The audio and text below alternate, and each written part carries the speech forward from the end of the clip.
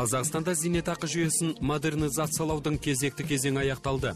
Зейнетақы активтері мен зейнетақымен қамтамасыз ету туралы міндеттемелер барлық зейнетақы жинақтау қорлардан ұлттық банк басқаратын бірыңғай зейнетақы жинақтау қорына ауыстырылды.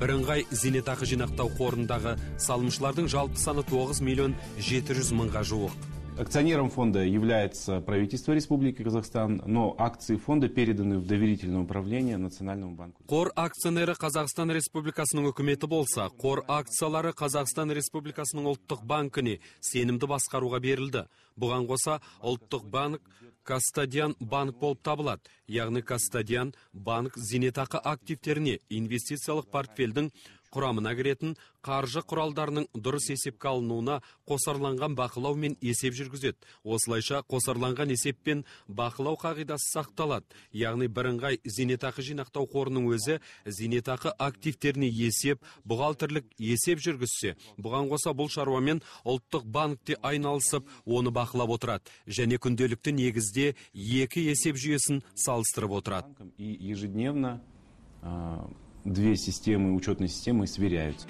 Қор өкілдері бірде-бір салымшының қаржысы жоғалмағанына сенімді. Өйткені зейнетақы активтерінің сақталуын зейнетақы төлеу жөніндегі мемлекеттік орталық қадағалап, осылайша азаматтардың салымдарын зейнетақы жинақтау қорлары, кастодиан банктер және ұлттық банк бірлесіп тексеріп, сәйкестендіріп отырды.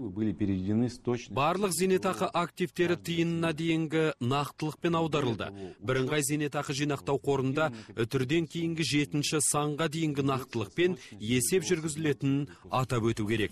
Ортақ зейнетақы жинақтау қорын құрып, елдегі барлық зейнетақы жинақтарын бір жерге топтастырудың нәтижесінде Қазақстанда салымшылар мен алушылардың бірыңғай әрі бірегей базасы қалыптасты.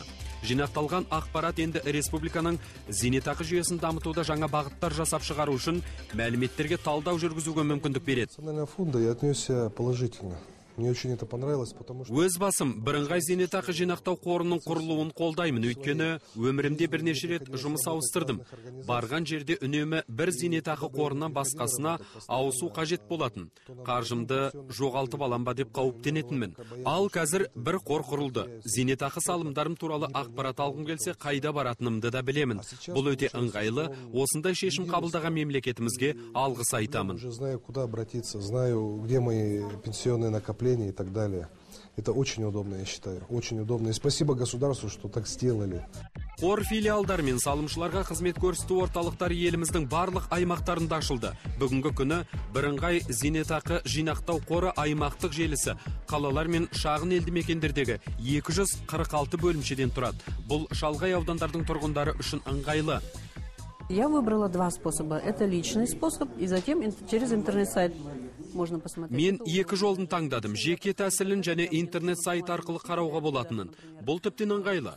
Банкке немесе басқа мекемелерге қағаз жүзінде анықтамалар қажет болғанда ғана жеке өзім барамын.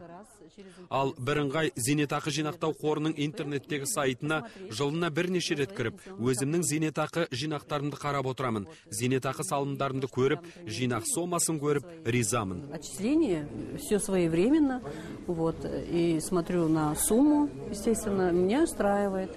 Я довольна очень. Қазақстанның жұмыс істейтін әр азаматы бірыңғай зейнетақы жинақтау қорымен келісімге отыруға тиіс. Қазір қор салық органдарымен бірлесіп, өзі жұмыспен қамтып отырған адамдармен жұмыс жүргізіп, оларға салық төлеп, зейнетақы салымдарын жасау керектігін түсіндіруде. Бұған қоса зейнетақы жүйесінде салымдардың жаңа түрі міндетті кәсіби салымдар пайда болды. Өндірістердің бекітілген тізіміне кіретін мамандық иелерінің пайдасына 5% көлеміндегі салымды жұмыс берушінің өзі аударуға міндетті.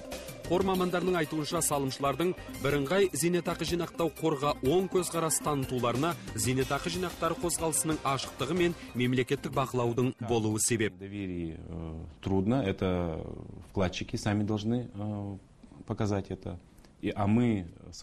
Сенім туралы айту әлі ерте, мұны салымшылардың өзі көрсетуге тиіс. Ал біз дәлелдеуге міндеттіміз.